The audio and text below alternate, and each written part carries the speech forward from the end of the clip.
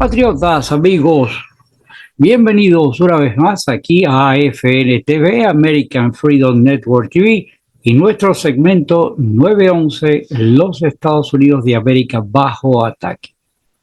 Para mí es un tremendo momento de alegría, de regocijo, de poder contar con usted en esta transmisión de hoy miércoles.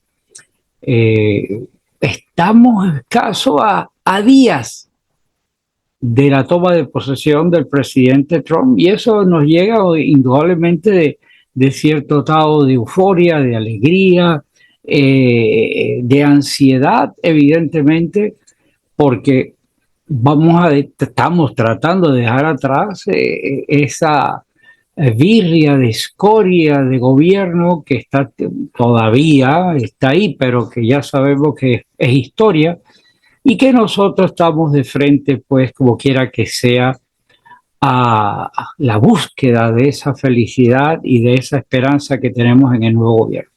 Como quiera que sea, es importante siempre tener presente qué es esto. Básicamente, nosotros estamos en nuestro hogar, y conocer las raíces de nuestro hogar es fundamental. Porque si nosotros perdemos la pista de cuál es el objeto principal de esta lucha,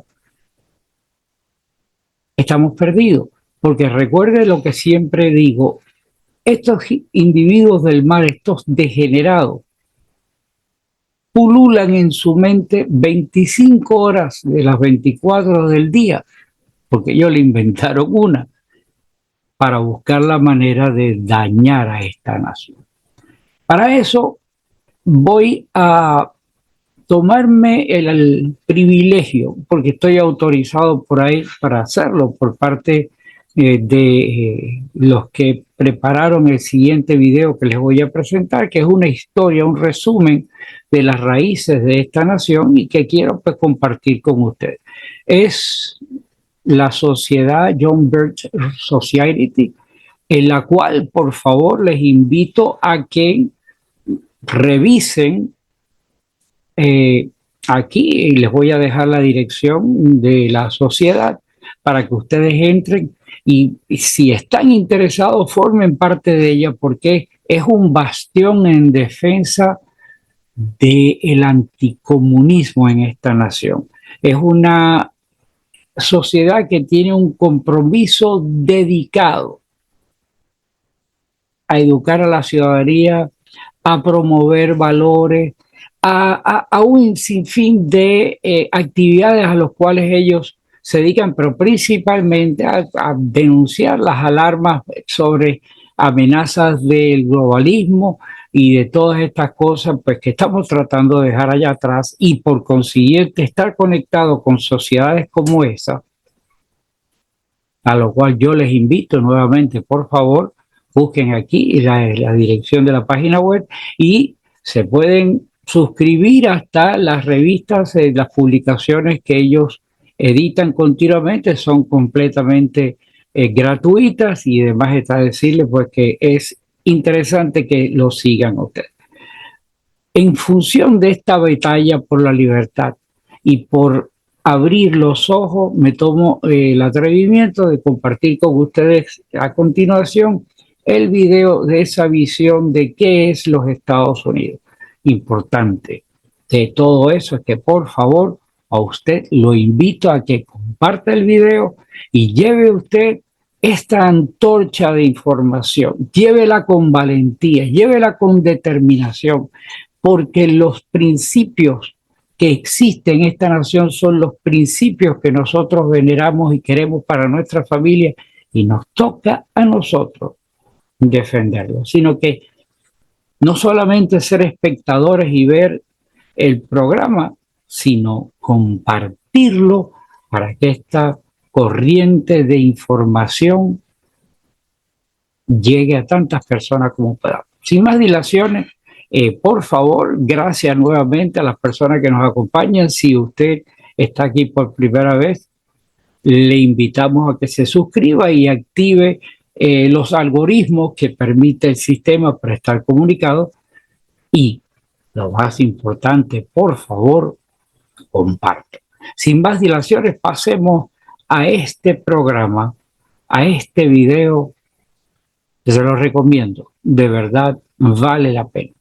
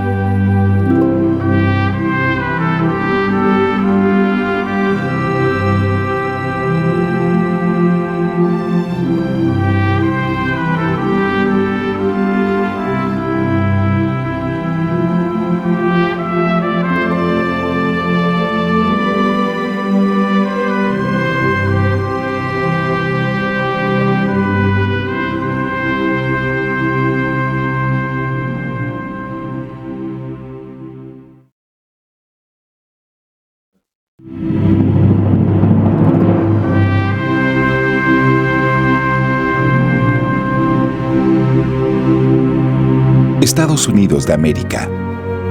Nacido en 1776, nuestro país es el vástago de una herencia de libertad bajo la ley basada en la religión. Bendecida con grandes recursos naturales y gente pionera dedicada a la industria y a la disciplina moral, nuestra nación creció para ser fuerte y próspera y desarrolló el mejor sistema gubernamental jamás concebido por el hombre. En poco tiempo, Estados Unidos se dio a conocer como el refugio para el agotado, el hambriento y el pobre. Millones dejaron todo en el viejo mundo por un nuevo comienzo en la tierra que recompensaba la iniciativa, el trabajo duro y la perseverancia. Los muchos millones que no llegaron aquí encontraron alivio y esperanza al saber que en verdad existía tal bastión de libertad y oportunidad, un lugar donde los sueños se podían hacer realidad. Hoy en día, nuestra nación luce más rica y poderosa que nunca. Tecnologías nuevas han revolucionado nuestra vida diaria. Los lujos que antes solo disfrutaban los ricos son cosa común y muy asequibles. Hay muchos dueños de vivienda propia y nuestro pueblo tiene la expectativa de crecimiento económico continuo y prosperidad. Sin embargo, más y más gente se da cuenta que pueden prosperar materialmente solo por un tiempo, porque sus libertades han ido disminuyendo. La alarmante realidad es que Estados Unidos se ha apartado de sus admirables comienzos. Nuestro pueblo y las empresas se quejan bajo una carga abrumadora de problemas económicos, políticos y sociales, que son el resultado de un extenso despegue de las verdades fundamentales que una vez hicieron esta gran nación. Si los Estados Unidos de América han de perdurar, los ciudadanos de todas partes deben nuevamente comprender, aceptar y vivir según conceptos eternos. Conceptos llamados americanismo.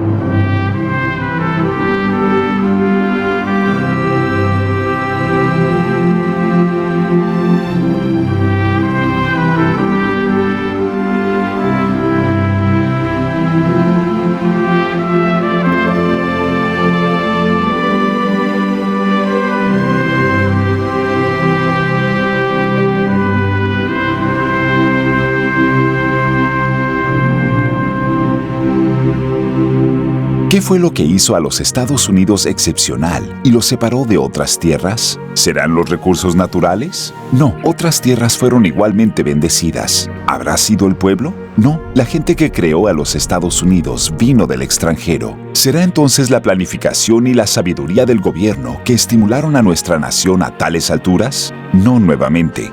No fue lo que el gobierno hizo que engrandeció a los Estados Unidos, fue lo que el gobierno evitó hacer lo que marcó la diferencia. Lo que separó a los Estados Unidos de los demás fue la libertad para el individuo, libertad para trabajar, para producir, tener éxito y especialmente libertad para disfrutar los frutos del trabajo. Estados Unidos se hizo excepcional precisamente porque se había impedido el efecto sofocante de un gobierno excesivo. Sin embargo, la libertad en los Estados Unidos no era desenfrenada. Los estadounidenses escogieron de manera decisiva limitar sus acciones a través de códigos morales como los 10 mandamientos. Moral personal y gobierno limitado es la combinación que caracterizó a los Estados Unidos y lo hizo ser la envidia del mundo.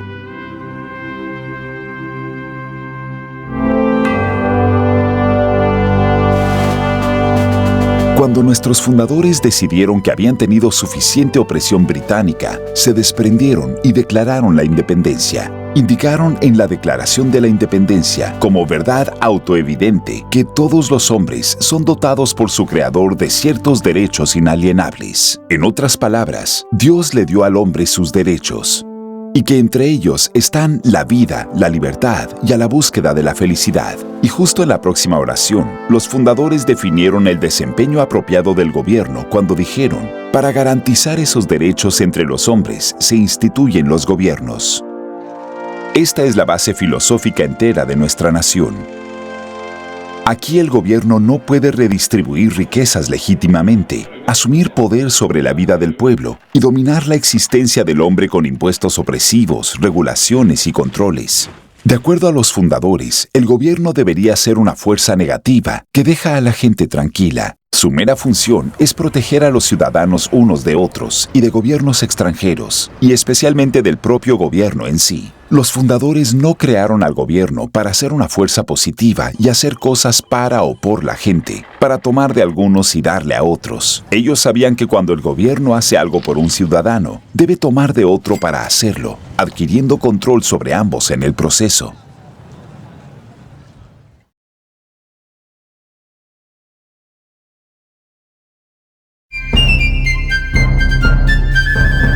Los gobernantes británicos no aceptaron la Declaración de la Independencia y, por ende, nuestros antepasados tuvieron que pelear una guerra para concretarla. Para 1783, la guerra por la independencia fue ganada y se enviaron las fuerzas británicas de vuelta al otro lado del mar.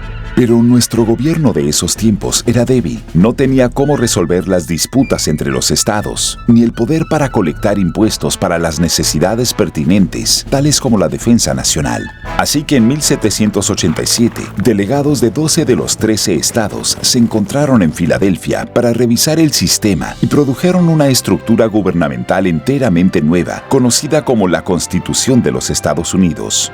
Con fe sobre las afirmaciones estruendosas en la declaración, la Constitución fue escrita para gobernar al gobierno, no al pueblo ni a los estados, cada uno de los cuales fue un celoso guardián de su propia soberanía. Los fundadores crearon un gobierno central con poderes estrictamente limitados. Esto dejó a los estados libres para competir entre ellos, para ser el mejor estado, el de menos impuestos y controles, uno donde los ciudadanos quisieran construir un negocio y tener una familia. Ese espíritu de competencia produjo excelencia, tal y como toda competencia honesta produce. Es importante notar que la Constitución no fue forzada al pueblo. Volvió a los estados para ser ratificada y algunos de los padres fundadores redactaron ensayos explicando la misma en un esfuerzo para persuadir a sus compatriotas estadounidenses para que adopten esta nueva forma de gobierno. Algunos de los ensayos escritos por James Madison, Alexander Hamilton y John Jay fueron recopilados en un volumen conocido como Los Papeles Federalistas. Estos ensayos proveían una perspectiva valiosa sobre el propósito de los fundadores en establecer nuestro gobierno. Eventualmente, cada uno de los 13 estados ratificó la Constitución y luego cada uno ratificó las primeras 10 enmiendas, conocidas como la Carta de Derechos o Bill of Rights, atando aún más las manos del gobierno federal. Estas enmiendas ciertamente son sobre derechos, pero sería mejor si la Carta de Derechos fuera llamada la Carta de Limitaciones del Gobierno. ¿Por qué? Porque es esencial reconocer que la Carta de Derechos nunca otorgó derechos a los ciudadanos en lo absoluto. Su único propósito fue salvaguardar nuestros derechos divinos a través de la limitación del poder del gobierno. Los fundadores insistieron incluso en que el Congreso no hará ley alguna sobre la libre expresión, la religión, la prensa, la asamblea, el derecho a petición, el derecho a tener y portar armas, etc. Estas enmiendas están dirigidas directamente al gobierno federal, no al individuo ni a los estados. Son como los 10 mandamientos, que esencialmente son una lista de lo que uno no podrá. La Carta de Derechos dice que el Congreso no podrá, hasta la maravillosa 10ª enmienda, que en efecto dice, si se nos olvidó algo, no pueden hacer eso tampoco. Cuando Benjamin Franklin salió de la Convención Constitucional, una mujer le preguntó, «Señor, ¿qué es lo que nos ha dado?» Su respuesta inmediata fue, «Una república, señora, si la puede mantener». Sin embargo, la mayoría de los estadounidenses hoy en día han sido persuadidos de que nuestro sistema de gobierno es una democracia y no una república. Entender la diferencia entre ambas es fundamental para comprender el americanismo y el sistema americano. Antes de hablar sobre los sistemas políticos, sería útil entender la confusión que se ha propagado sobre el espectro político. A muchos se les han hecho creer que el espectro político coloca grupos como los comunistas a la extrema izquierda, los fascistas o las dictaduras en el extremo derecho y los moderados o centristas en el medio. Sin embargo, un espectro más preciso mostraría un gobierno con cero poder a la derecha extrema y teniendo poder absoluto en el extremo izquierdo. A la extrema derecha no hay gobierno. El extremo izquierdo destaca un gobierno totalitario, bajo tales etiquetas como el comunismo, socialismo, nazismo, fascismo, príncipes, potentados, dictadores, reyes, cualquier forma de gobierno totalitario. Aquellos quienes tildan a los nazis y fascistas como derechistas nunca definen sus términos. Esto se presta para propagar confusión. Hacia el centro del espectro político se puede encontrar el gobierno limitado a su rol apropiado de proteger los derechos del pueblo. Ahí yace la Constitución de los Estados Unidos. Aquellos quienes abogan por esta forma de gobierno realmente son moderados constitucionales. Así que analicemos las formas básicas de gobierno. Estas son: monarquía o dictadura, regido por uno; oligarquía, regido por unos cuantos; democracia, regido por una mayoría; república, regido por ley; y anarquía, que significa regido por nadie. Al abordar estos 5, veremos que pueden ser reducidos aún a menos.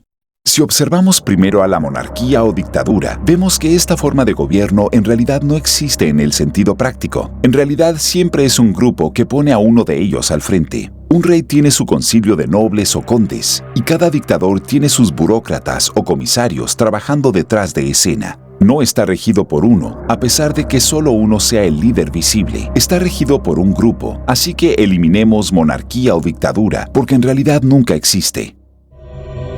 La oligarquía, o gobernar por un grupo, es la forma de gobierno más común en toda la historia, y es la más común hoy día. La mayoría de las naciones del mundo son regidas por un puñado de poderosos, y por lo tanto la oligarquía permanece. Al otro extremo vemos la anarquía, que significa sin gobierno. Hay quienes han repasado la historia y encontraron que muchos de sus peores crímenes fueron cometidos por los gobiernos, así que decidieron que no tenerlo sería una buena idea. Pero esto es un error, porque como los antiguos griegos afirman, sin ley no puede haber libertad. Nuestros padres fundadores estaban de acuerdo con esto y sostuvieron que cierta forma de gobierno es una fuerza necesaria en cualquier sociedad civilizada ordenada. En un estado de anarquía, todos tienen que defender la vida, la libertad y la propiedad, así como la vida de los miembros de la familia. Todos deben estar armados y el movimiento es sumamente restringido, ya que la propiedad debe ser protegida a toda hora. La gente civilizada siempre ha tenido a un guardián, un alguacil, fuerza de policía o alguna rama del gobierno. Una vez establecida la fuerza pública, la gente quedó más libre. Pueden dejar sus propiedades, labrar la tierra y demás. En resumen, la cantidad apropiada de gobierno nos hace a todos más libres. Hay quienes abogan por la anarquía, no porque no quieren gobierno, sino porque no les gusta lo que tienen. Utilizan la anarquía como una herramienta de cambio revolucionario. La condición de la anarquía es como un vacío, donde algo se apresura a llenarlo. Estos anarquistas calculan para deshacer el gobierno existente, amotinando, matando, saqueando y aterrando.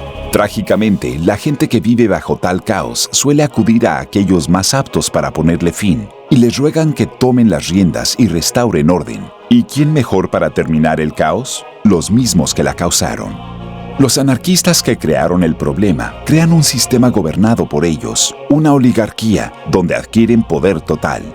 Esto es precisamente lo que ocurrió en Rusia, que elevó a Lenin al poder absoluto, y en Alemania, donde las camisas marrones de Hitler crearon el caos que lo instauró a él en el poder. Pero la anarquía no es una forma estable de gobierno, es una transición pasajera de algo que existe a algo deseado por los hambrientos de poder. Es una condición temporal, y como no es permanente, lo eliminamos también. La palabra democracia viene de dos términos griegos, demos, que significa pueblo, y kratos, que significa poder. Democracia entonces significa el poder del pueblo, el poder de la mayoría. Esto por supuesto suena bien, pero supongamos que la mayoría decidiese tomar su hogar o su negocio, o sus hijos. Obviamente debe haber un límite. La falla en la democracia es que la mayoría no está limitada. Si más de la mitad del pueblo es persuadido a querer algo, en una democracia ellos rigen. ¿Y qué tal una república? Bueno, eso viene del latín, res, que significa cosa, y publica, que significa público. Significa la cosa pública o la ley. Una república verdadera es donde el gobierno es limitado por la ley, dejando al pueblo en paz. Los fundadores de Estados Unidos tenían una carta blanca en donde escribir. Pudieron haber establecido una oligarquía. En realidad hubo quienes deseaban a George Washington como su rey, pero los padres fundadores conocían la historia y escogieron darnos la regla de la ley bajo una república, no la regla de mayoría en una democracia. ¿Por qué? Demostremos la diferencia desde una perspectiva del viejo oeste. Considere una turba en una democracia. 35 cabalgando persiguen a un solo pistolero. Lo atrapan. Votan 35-1 para ahorcarlo. La democracia ha triunfado y hay un pistolero menos con que lidiar. Ahora considere el mismo escenario en una república. Los 35 atrapan al pistolero. Votan 35-1 para ahorcarlo. Pero llega el alguacil y les dice: ustedes no lo pueden matar. Él tiene su derecho a un juicio justo. Lo llevan al pueblo donde un jurado de sus compañeros es elegido. Escuchan la evidencia y la defensa y ellos deciden si debe ser ahorcado. ¿Acaso el jurado decide por mayoría? No. Debe ser unánime o el pistolero sale libre. Los derechos del gobierno no están sujetos a la mayoría, sino a la ley. Esta es la esencia de una república. Muchos estadounidenses se sorprenderán al saber que la palabra democracia no aparece en la Declaración de la Independencia ni en la Constitución de los Estados Unidos, ni aparece en ninguna de las constituciones de los 50 estados. Los fundadores hicieron todo para evitar que tuviéramos una democracia. James Madison, debidamente conocido como el padre de la Constitución, escribió en el ensayo número 10 de los papeles federalistas: las democracias han sido siempre espectáculos de turbulencia y contención, han siempre sido incompatibles con la seguridad personal o los derechos a la propiedad, y en general han sido tan cortas sus vidas como violentas sus muertes.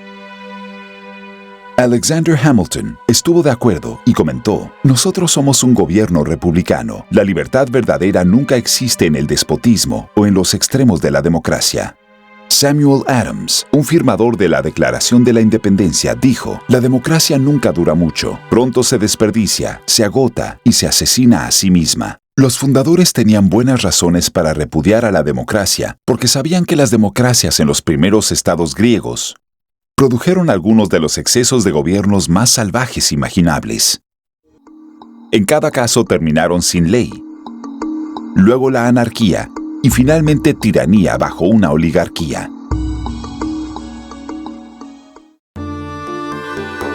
Durante ese periodo en Grecia hubo un hombre llamado Solón, quien se instó en la creación de un cuerpo fijo de ley, no sujeto a los antojos de la mayoría. Y a pesar de que los griegos nunca adoptaron este sabio consejo de Solón, los romanos sí lo hicieron. Basados en lo que sabían de las leyes de Solón, crearon las 12 tablas de la ley romana y en efecto construyeron una república que limitaba el poder del gobierno y dejaba al pueblo tranquilo. Y como el gobierno se mantenía limitado, las personas quedaban libres para producir con el entendimiento de que podían gozar de los frutos de su labor. Con el correr del tiempo, Roma se volvió rica y fue la envidia del mundo. Pero en medio de la abundancia, el pueblo romano olvidó lo que significaba mantener la libertad. Olvidaron que la esencia de la libertad es la limitación debida del gobierno. Cuando el poder del gobierno crece, las libertades del pueblo se desvanecen. Una vez que los romanos bajaron su guardia, los políticos en busca del poder comenzaron a exceder los poderes otorgados por la Constitución romana. Algunos aprendieron que podían elegir políticos que utilizaran el poder del Estado para tomar la propiedad de algunos y otorgarla a otros. Se introdujeron los subsidios de agricultura, seguido por programas de asistencia social y viviendas. Inevitablemente aumentaron los impuestos y los controles sobre el sector privado fueron forzados. En poco tiempo, numerosos productores de Roma ya no podían subsistir, culminando en un subsidio de desempleo y cesantía. La productividad declinó, se desarrolló la escasez y la muchedumbre comenzó a tomar las calles, exigiendo pan y circo del gobierno. Muchos fueron obligados a negociar libertad por seguridad. Eventualmente, el sistema completo se derrumbó. Fueron de una república a una democracia y finalizaron con una oligarquía bajo una progresión de los césares.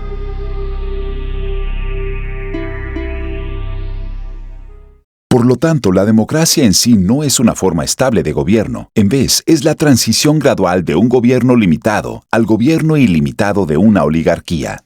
Sabiendo esto, a nosotros como estadounidenses finalmente nos quedan dos opciones. Podemos quedarnos con nuestra república, como dijo Franklin, o inevitablemente culminaremos en una oligarquía, una tiranía de la élite.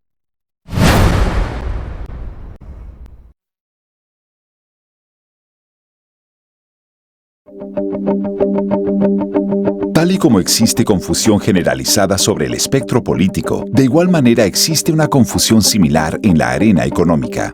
Durante el siglo XX, se le hizo creer a los estadounidenses que había una gran lucha entre el capitalismo y el mundo comunista.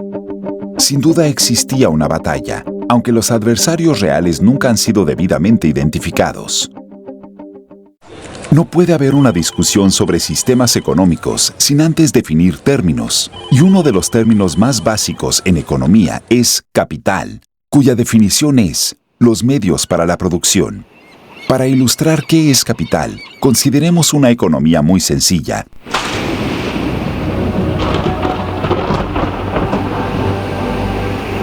En las arenas de una isla pequeña, la marea ha traído un náufrago. No trae alimento y tiene hambre. Busca en la isla, pero no encuentra frutas, cocos, bayas, ni nada que sea comestible. Vuelve al agua e intenta pescar con sus manos, pero fracasa. Así que vuelve a la orilla, encuentra un arbusto. Él parte una rama y con sus dientes roe uno de los extremos y logra formar una punta. Vuelve al agua y con su lanza logra su pesca. Su lanza es capital.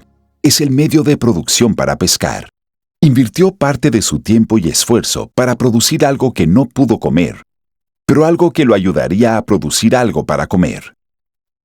Capital, entonces, pueden ser herramientas, maquinarias, hasta la lanza de un náufrago hecha a mano para pescar. Tal siendo el caso, considere los comunistas en la antigua Unión Soviética, igual que en China y Cuba.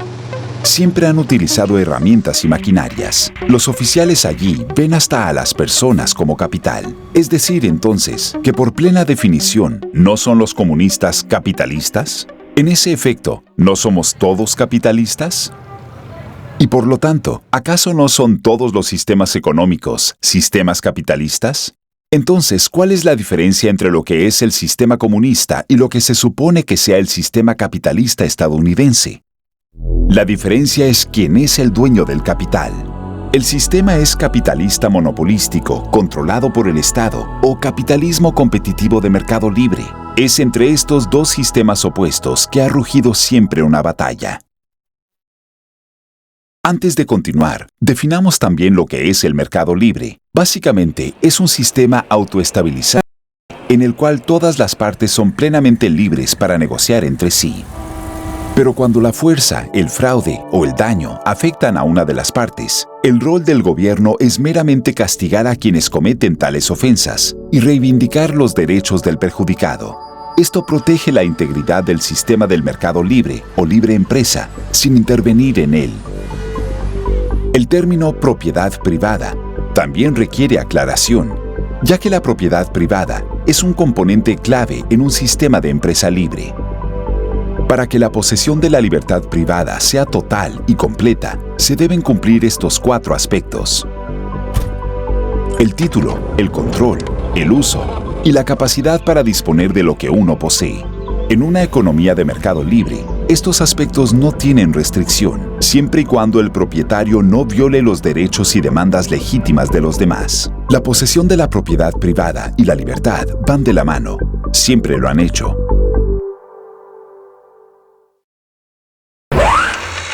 Ahora comparemos a ambos sistemas de capitalismo. En el sistema de empresa libre, la propiedad o capital es poseído y controlado privadamente. En la economía monopolística, poseer título de capital puede ser consumado de manera privada o por el Estado. Pero lo más importante es que el capital es controlado por el Estado y/o por una élite selecta que controla al Estado. El Manifiesto Comunista, el cual contiene el programa básico para todos los comunistas y socialistas, predica de manera explícita la destrucción y abolición de la propiedad privada. Karl Marx entendió los poderes del control de capital, igual que todo comunista y socialista que han mirado y aún miran a Marx como su líder. El capitalismo controlado por el Estado resulta en precios altos y baja calidad. Después de todo, ¿qué motivo tendría un monopolio en mejorar si no tiene competencia? Por otro lado, los productores honestos, ahorrativos y trabajadores de todo el mundo prefieren los sistemas competitivos de libre empresa para todos. En este sistema prevalecen los bajos precios y la alta calidad, ya que una variedad de fabricantes buscarán atraer la mayor cantidad de clientes. La competencia siempre resulta en excelencia y siempre lo hará. Así como el espectro político demuestra el alcance del poder gubernamental, de igual manera podemos trazar los varios sistemas económicos en otro espectro. Estas formas de control gubernamental en el mercado mantienen un contraste pronunciado con un mercado plenamente libre. En el último siglo, han habido 4 formas de economías controladas por el Estado, todas en el extremo izquierdo del espectro económico: fascismo, nazismo, socialismo y comunismo. En cada uno, el gobierno controla el capital. La diferencia entre estos es cuánto es poseído o controlado plenamente por el Estado. En un sistema fascista, el gobierno no posee negocios en teoría, pero sí los controla. En la antigua Italia de Mussolini, a pesar de no poseer título de propiedad, él ordenaba a los propietarios qué producir, cuánto producir, cuándo producir, dónde comprar materiales, a quién emplear, a quién despedir y qué precios cobrar. Lo demás, él decía, dependía del dueño. El sistema fascista es más eficiente que otros sistemas controlados por el gobierno, en que aquellos viviendo bajo este régimen aún piensan que son dueños de sus propios negocios. Los propietarios se preocupan por el mantenimiento de la maquinaria, las relaciones con el empleado, pintar el local y demás, pero el gobierno controla al dueño a través de una variedad de impuestos y regulaciones.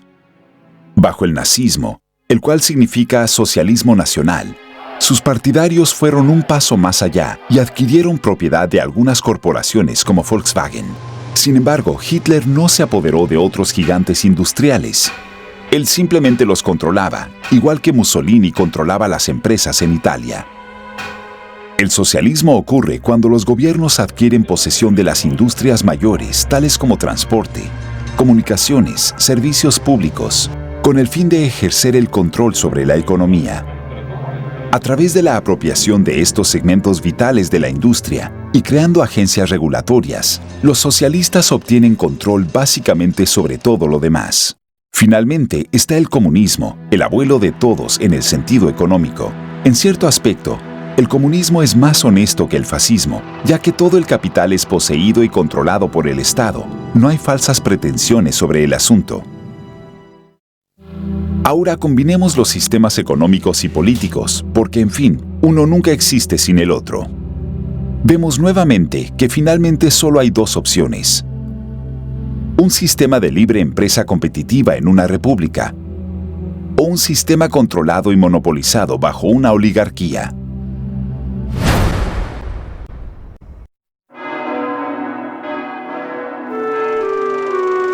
La gente moral siempre ha sido un elemento vital de la fortaleza de los Estados Unidos. Los padres fundadores entendieron bien la enseñanza bíblica de que la justicia engrandece la nación. Proverbios 14:34. Ellos también sabían que era imposible esperar que una república con una economía de mercado libre y gobierno limitado perdure sin la moralidad. James Madison advirtió que un gobierno limitado por sí solo era inadecuado para nuestra nación. Y John Adams observó: nuestra Constitución fue hecha exclusivamente para personas morales y religiosas. Es enteramente inadecuada para el gobierno de cualquier otra clase de persona. George Washington dijo: la razón y experiencia nos prohíben la expectativa de que la moralidad nacional pudiese prevalecer excluyendo el principio religioso. Sin embargo, hoy hay quienes piensan que la libertad es una licencia y que la moralidad no es importante o es irrelevante para la política y la economía. Pero como dijo Benjamin Franklin, solo una persona virtuosa es capaz de libertad. A medida que las naciones se envilecen y corrompen, crece su necesidad de tener amos.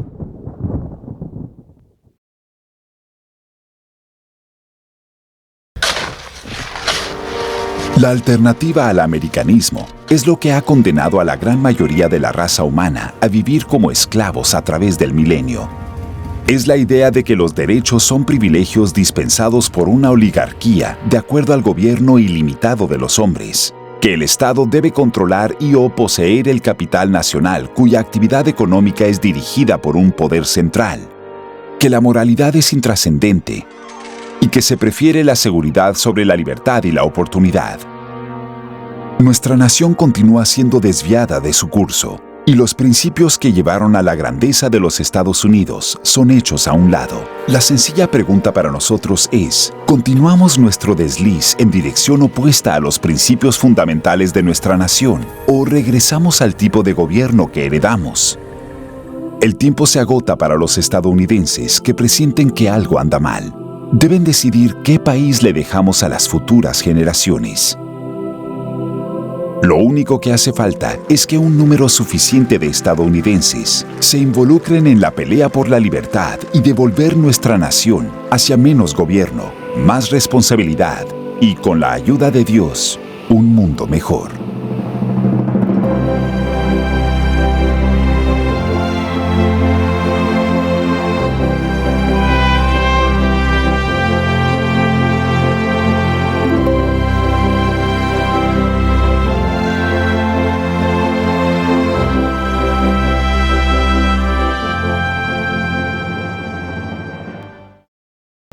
I pledge allegiance to the flag of the United States of America and to the republic for which it stands, one nation, under God, indivisible, with liberty and justice for all.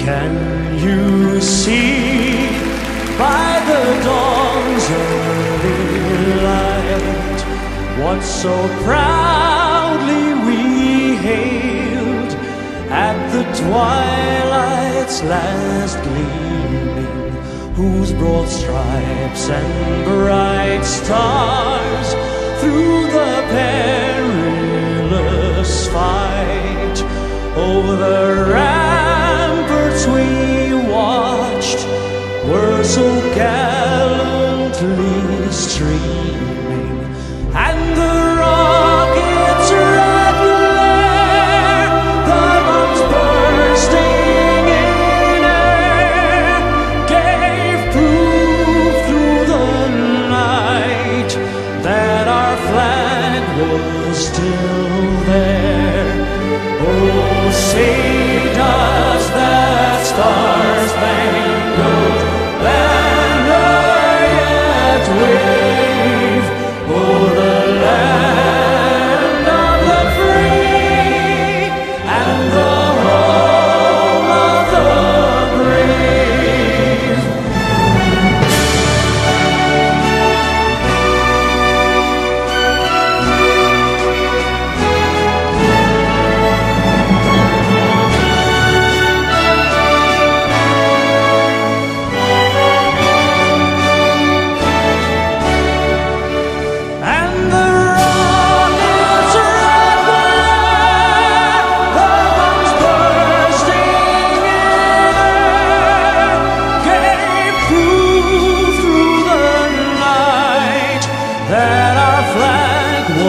much to